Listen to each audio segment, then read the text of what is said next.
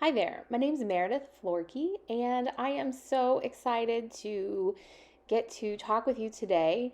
This is a little unusual in that we're going to break up into two groups, and half of you will be viewing this video while the other half is working with me outside, and then we'll switch. So, I wanted to tell you a little bit about me. I am a educator. I have taught pre-K through adults. Started out my career in secondary education, got a master's in TESOL, and then found myself as a mother and stayed at home for a few years before I went back to work as a lead teacher and then the director at First School in Centerville. As a part of my work there and trying to discover the best way to educate young children, got closer and closer to nature-based education.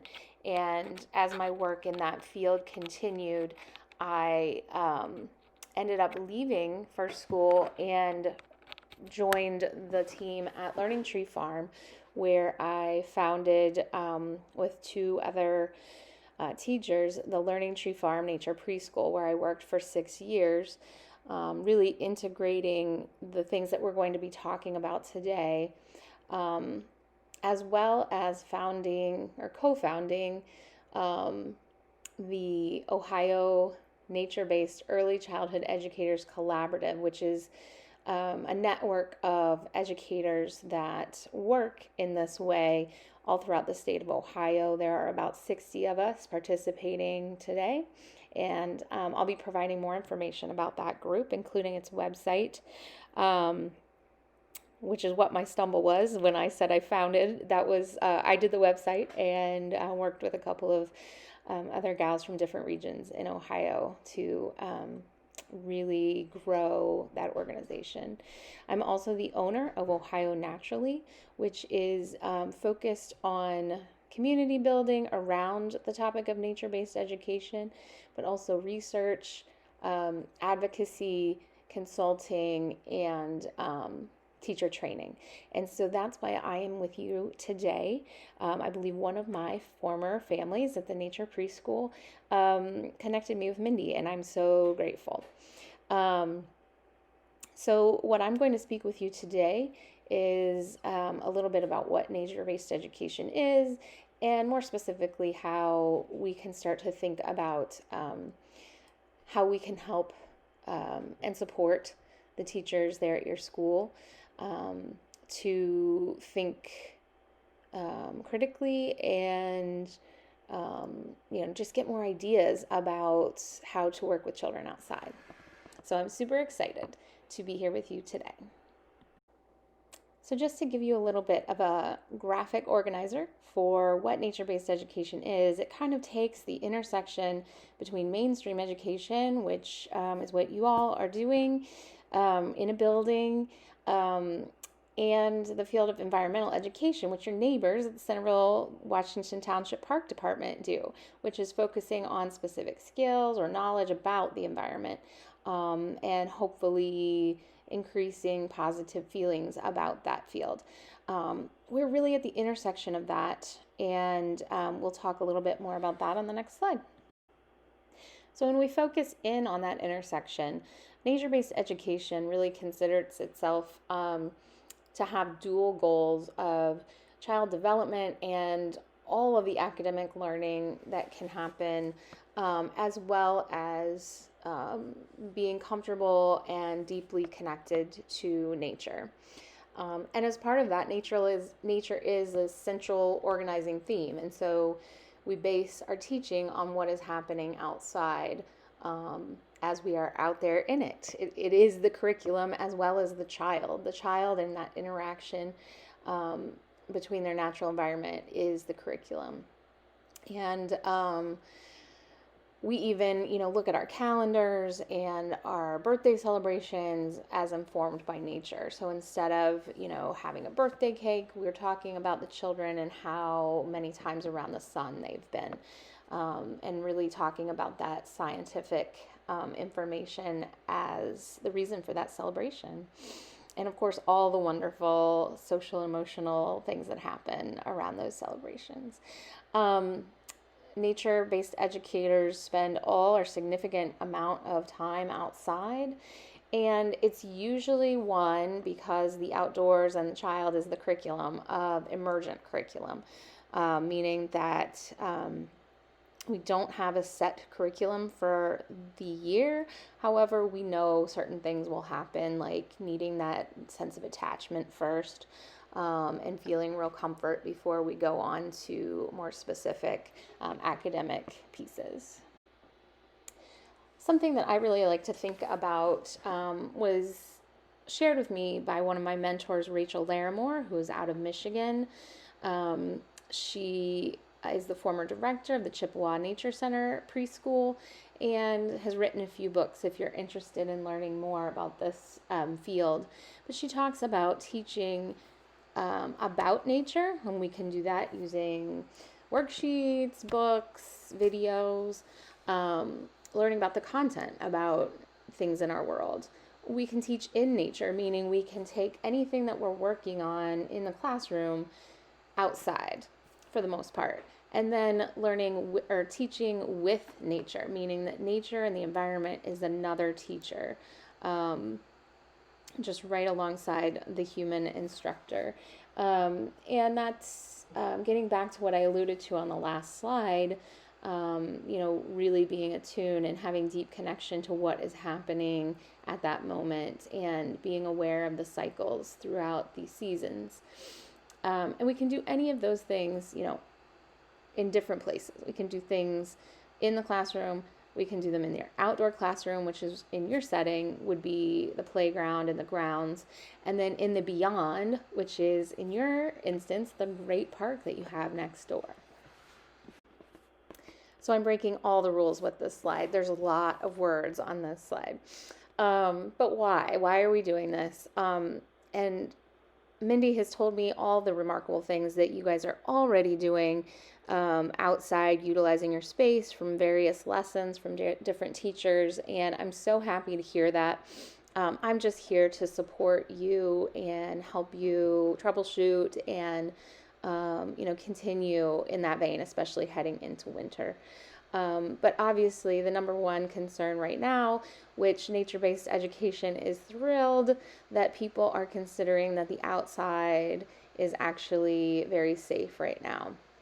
And of course, I think you're probably experiencing a great uptick in parent support for being outside, which is wonderful. That's usually our number one thing that we have to help people with. So, but with the right preparation, the right conditions, and support, which I think you have in your administration, most early childhood learning, which we know goes up through age 8, can happen outside. We've got recent research out of the University of Minnesota that I'll share with all of you that shows that nature-based education increases resilience, creativity, curiosity, and positive approaches to learning, and that high-quality nature-based education centers show similar executive function and school readiness as their peers. And so as you're kind of starting to wonder, oh my gosh, am I going to be able to meet all of the different criteria? Certainly in transition or doing something a little bit different, there's always a little bit of fear there. But I want to assure you that, there is research that supports this work. Obviously, especially during this time, we're all, more apt to have positive mental health if we are outdoors regularly and moving and breathing fresh air. And also physical health, obviously, with more movement and access to vitamin D. There's also research in the field that shows that when children spend large chunks of time outside, that, ADD symptoms can be reduced as they transition through their day. Even worse. Look at all these words. You'll be getting a copy of this, so don't feel like you have to take notes or anything. And we'll be actually talking more about this outside, but it made sense to put this here as well. Obviously, when you're considering working outside, we need to think about communication with families. Obviously, there's permission slips and whatnot if we're utilizing the park next door. Also planning for children to be dressed appropriately and possibly having a change of clothes depending on the weather, even if it's just an extra set of socks and shoes to make them more comfortable once they come inside. And it looks like your center already has some amazing outdoor spaces, and so you're well on your way there. I will be talking with you more about outside, thinking about whether you might utilize a base camp model, meaning you have a classroom space or a designated place where your class goes to and then moves around in the space. Or if you might, especially during the winter here, utilize a daily walk with some sort of prompt and then bring that thinking back into the classroom to do some additional work. So we might troubleshoot that, and based on your classroom's age or temperament, those things might change depending per classroom. And we'll also talk about, just like you would in any classroom, the importance of consistent routines and schedules. So, we always talk about, like, when you start working outside with children, don't assume everything is going to just go swimmingly your first time. They need to get used to that outdoor space and the expectations. And of course, as experienced educators, that. But also thinking about a backpack that you can carry with you with all of your supplies, just like you have your station inside your classroom. You might also think about bringing a backpack with some extra supplies, not only the things that you would have like on a normal field trip, but depending on what your interests are and what you want to do with the children, maybe some field guides. There's some great ones that are free from the state of Ohio.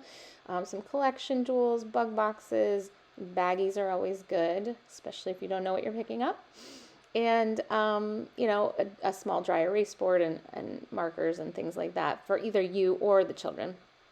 And then whatever lessons you plan for the day, obviously you would have books and whatever content you're bringing along. So some teachers have more comfort working outside with children than others. I was on a journey. I did not have the sense of security that I do now when I first started out.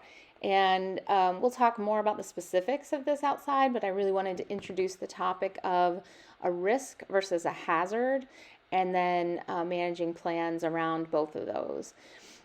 So a hazard are things you can't control, are things that the children might not be able to see for themselves. Things like extreme weather, physical hazards like broken glass or a sharp object sticking out of the ground, a snag tree that might be tipping, and they, at their 2-foot level are not seeing it, maybe 3 feet.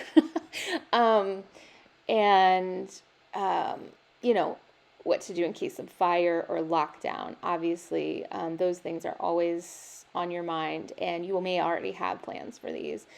But also a missing student and how you would handle that, or in case of an injury. Certainly in your backpack you might have basic first aid, but who's on backup if something more serious happens. And also if you're going to be utilizing the park next door, what to do in case of the unidentified person or a dog approaching, and teaching your children what to do in that case. And clearly communicating with that individual from a distance. And then a risk. A risk is something that, yes, they could possibly get hurt, but what are the learning possibilities? And does that outweigh the risk? And we'll talk a little bit more about those. I know a lot of schools have no stick policies. I think that sticks are a learning tool, and sometimes the learning is social emotional, as you all know. Same thing with rocks and other loose parts that can be projectiles. We all know.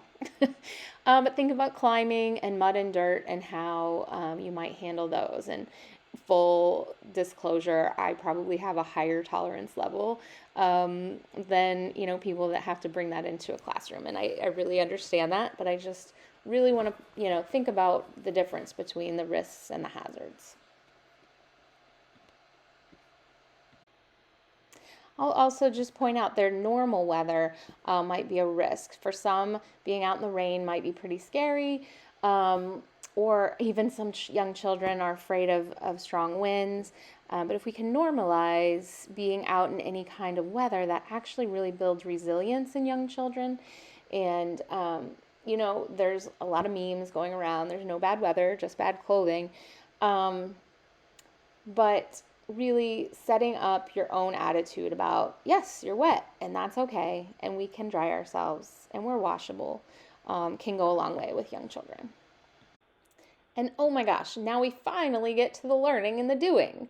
Of course, we all know that getting kids this age outside is probably the hardest part. Therefore, you might want to consider what part of the day that is, especially in the colder weather when there's more gear involved, is the best time to do that. At Nature Preschool, we really just tried to go straight outside because they would come with all their things on. But I understand that might not be the time that you're given or what works out best for your classroom. I always recommend, just building on to when they're already dressed, whether that be the morning or the afternoon or around recess, just extending that time. And obviously considerations going inside, outside, locking the doors. I'm sure you all have that under your belt. And then, like I alluded to in the last slide, setting the tone. And yes, it's a little bit cold. Yes, it's a little bit rainy. I'm prepared. I have my things. Do you have your things? Can really go a long way. And really just letting them know, it's okay. It's okay to be cold. And of course, obviously not to a danger point, but really just talking with them about discomfort and then, getting past that and seeing the wonder that's right outside their door and getting to move and not having as many restrictions as when we are inside during this time of COVID. But we'll talk a little bit more outside about setting up everyday routines. You could set up tasks that you do every day, such as checking the bird blind or checking a weather station or, checking under a certain log, whatever it is that you're working on with your curriculum. And, building in daily walks. I'm going to be giving you outside some ideas of different topics, especially for those cold and gray January and February Ohio afternoons where it just never ends with the cold rain. Different things and tactics that you can try to have the children notice and slow down. And the magic is that, if you just go outside and expect to see something incredible, that doesn't always happen. But with increased exposure and visiting the same space time over time after time, some of those magical things kind of pop out because it's not novel anymore and it's part of your routine. And of course, you're going to find things and you'll share each other's findings, like, hey, there's this cool mushroom, or we found deer tracks over here.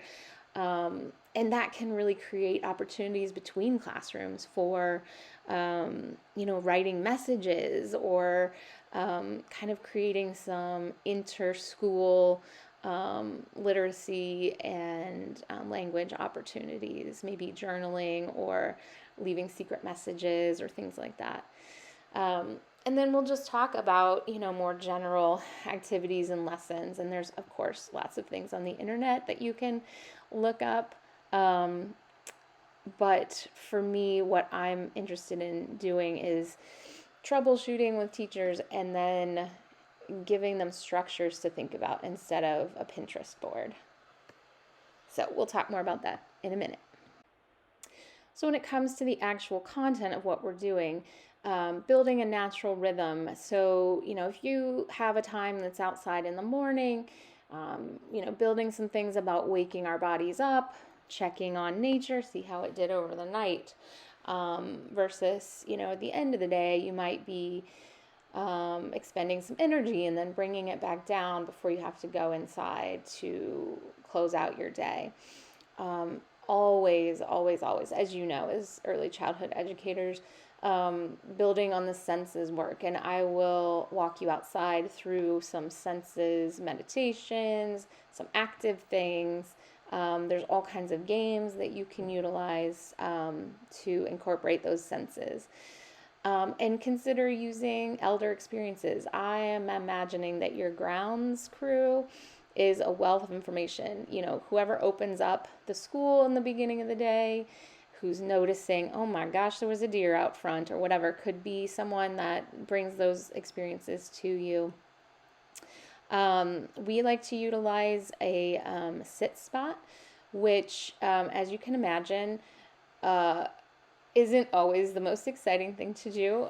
First thing when you're first starting with kids out in nature, so this is something I would employ after your routines are already set. It's not a punishment. It's not a timeout. It's a time for children to find their own special spot in their outdoor space. I would recommend in the wonderful wooded space you have behind your school, because you'll be able to see everyone, but people can spread out a little bit. And then giving them short things to think about or do in their sit spots. And then after time, if you do that on a daily or weekly basis, they'll begin to look forward to that time.